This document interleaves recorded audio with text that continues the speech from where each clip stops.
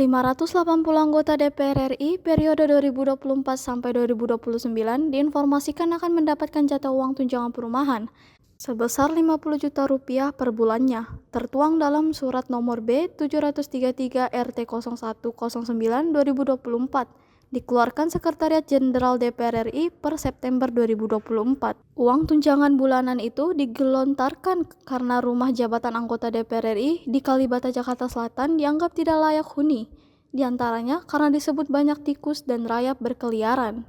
Sekjen DPR Indra Iskandar mengungkapkan rumah dinas tersebut tidak layak dan banyak hama seperti tikus dan rayap, sehingga menjadi pertimbangan meniadakan rumah dinas diganti dengan tunjangan. Berdasarkan penelusuran Tribun Timur, jika dihitung dari jumlah total anggota DPR RI 580 orang dengan jatah Rp50 juta per bulannya, maka tunjangan rumah anggota DPR RI mencapai angka Rp1,7 triliun. Ini merupakan hitungan penerimaan Rp50 juta per bulan selama satu periode atau 5 tahun masa jabatan.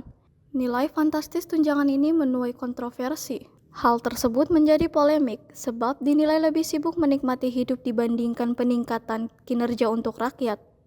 Lusius Karus selaku peneliti Forum Masyarakat Peduli Perleman Indonesia atau Formapi menyampaikan tunjangan sebesar Rp50 juta itu tidak tepat sasaran, hanya mementingkan hidup mewah pada wakil rakyat.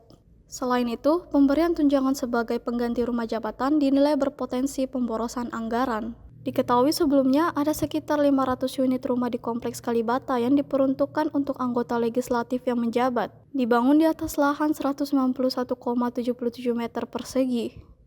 Download Tribun X sekarang, menghadirkan lokal menjadi Indonesia.